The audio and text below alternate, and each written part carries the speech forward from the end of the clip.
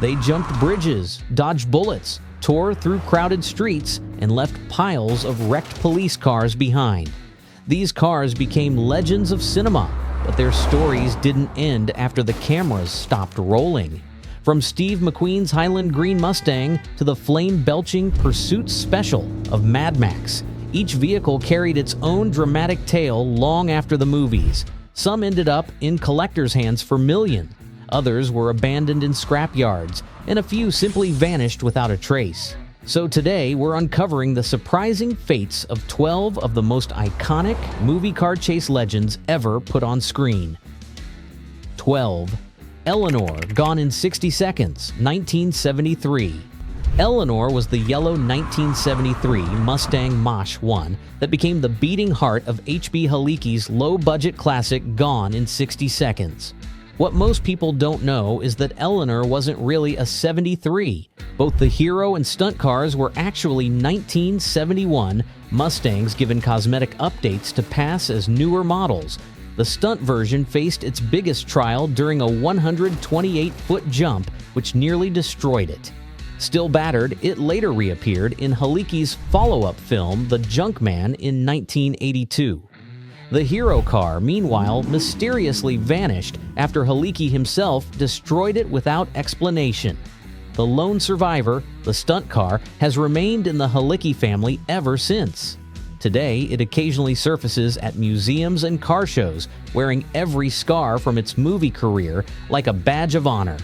Next up, we have another 1970s road legend where two cars took totally different fates. 11.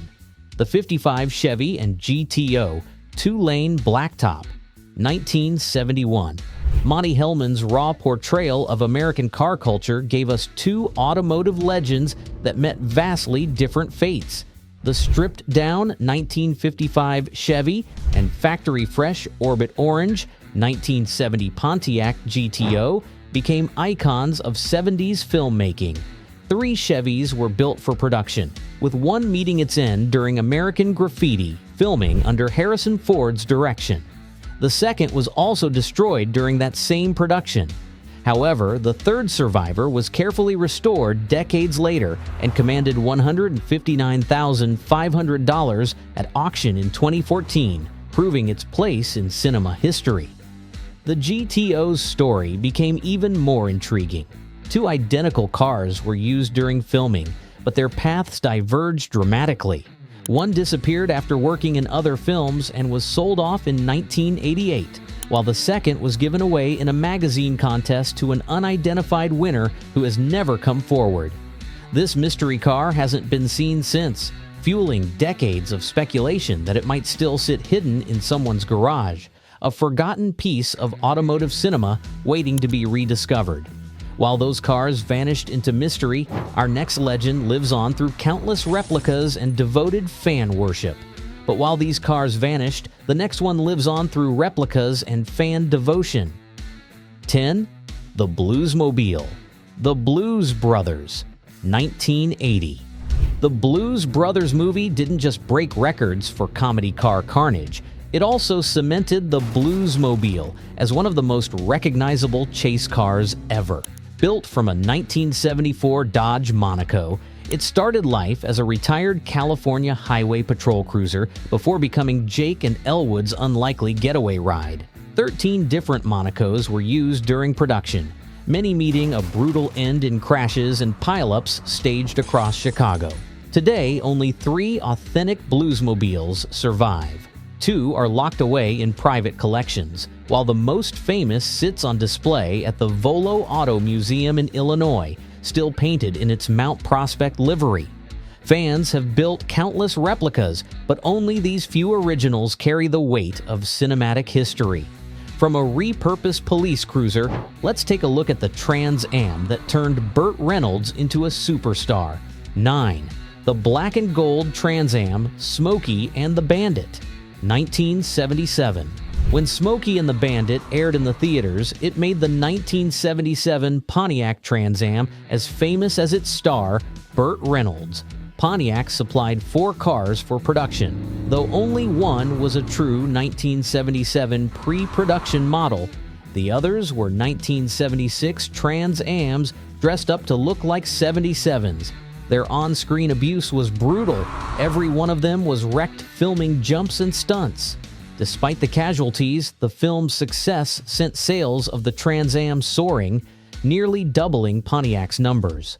Off-screen, Reynolds himself was gifted a pristine Trans Am as thanks. He held onto it for decades before selling it in 2015. That very car later went to auction again, bringing in around $495,000 before another sale saw it fetch nearly $700,000.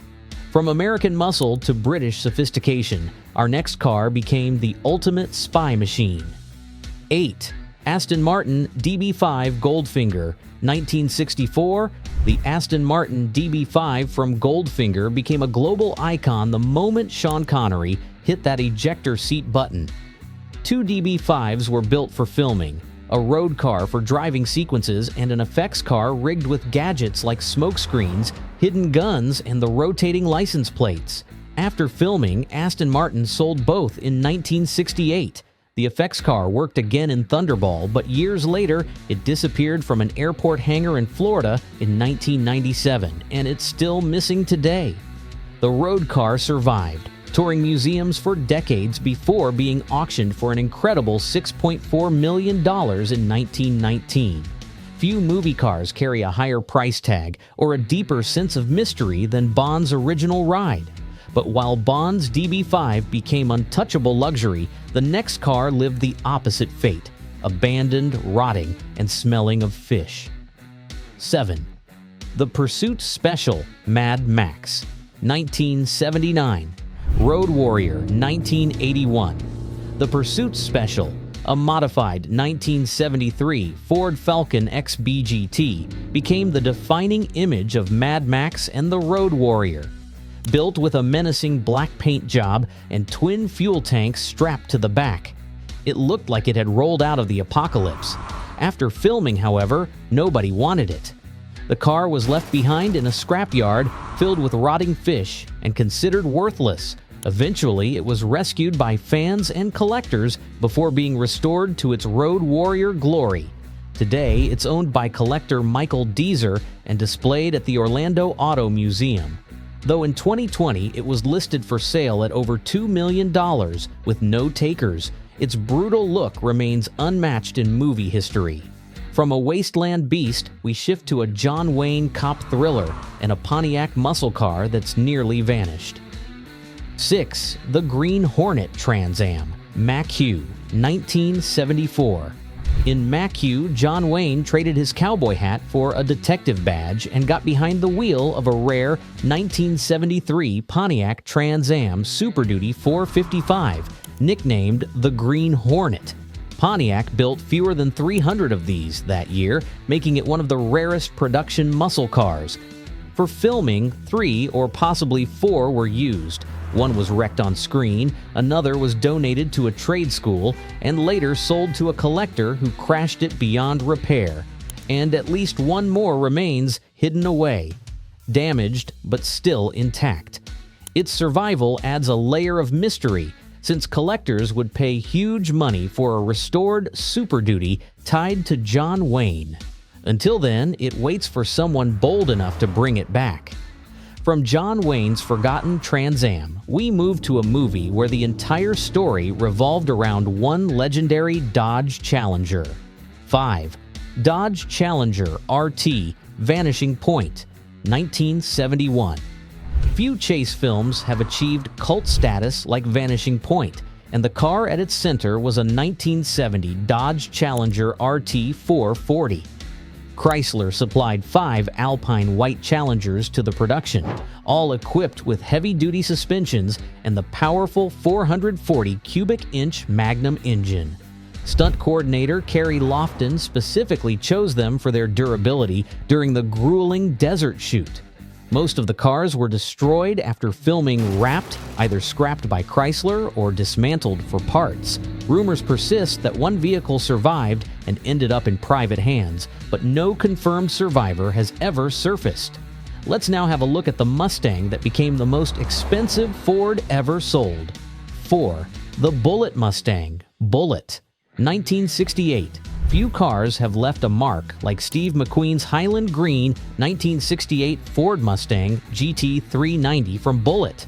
Two cars were used for filming, one stunt car heavily damaged during the famous San Francisco chase, and a hero car used for close-ups. The stunt Mustang disappeared into obscurity and was rediscovered in Mexico decades later, stripped and battered but confirmed as genuine.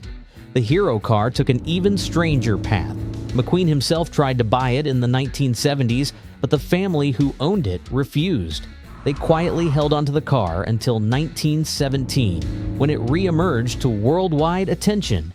In January 1920, it went under the hammer at McQueen auctions, selling for a record $3.74 million, making it the most expensive Mustang ever sold. But McQueen's Mustang wasn't alone. The villain's car, a roaring Dodge Charger, has its own mysterious legacy. 3.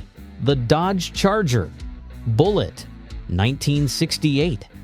While McQueen's Mustang got the spotlight, the black 1968 Dodge Charger RT440 that it chased through San Francisco streets was just as legendary. At least two Chargers were used in production, chosen for their raw power and ability to keep up with the Mustang on camera.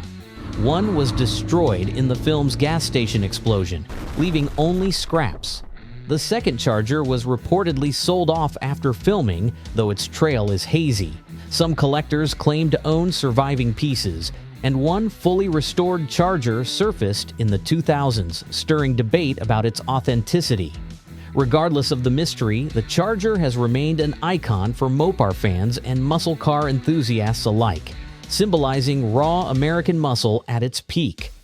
If the Charger represented raw Detroit power, this next movie car came from Hollywood trickery, a Ferrari that wasn't really a Ferrari. 2. The Ferrari 250 GT Spider, replica, Ferris Bueller's Day Off, 1986.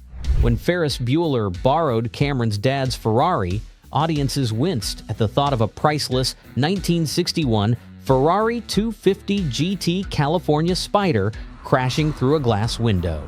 In reality, director John Hughes used Modena GT Spider replicas built in California. 3 replicas were created, 2 functional and 1 stunt shell for the destruction scene. The wrecked stunt car was left mangled, while one of the surviving cars was meticulously preserved and restored. Despite being replicas, these Modenas gained cult status, especially since an authentic 250 GT would be worth over $15 million today. One of the working replicas sold at auction in 2020 for $396,000, proving that even a fake Ferrari from a beloved 80s classic can reach collector's car status. From 80s replicas to 2000s tuner culture, the next car redefined an entire generation's obsession with imports. 1. Toyota Supra Mark IV, the Fast and the Furious, 2001. The bright orange 1994 Toyota Supra, driven by Paul Walker in The Fast and the Furious, became the poster car for an entire era of street racing. Several Supras were built for production, but the hero car, complete with its Ridox body kit and iconic nuclear gladiator graphics, became the most famous. Under the hood sat Toyota's legendary 2 JZ GTE engine, capable of massive power with modifications. After filming, the hero Supra went through several owners before being auctioned by Barrett Jackson in 2021. It sold for $550,000, instantly making it one of the most expensive Japanese movie cars ever. The sale proved just how much impact the Fast and Furious franchise had on global car culture. And that wraps up our lineup of chase legends. So, which of these movie car legends would you want to take for a spin? Drop your pick in the comments, and don't forget to hit that like button and subscribe for more such stories. Until next time, thanks for watching.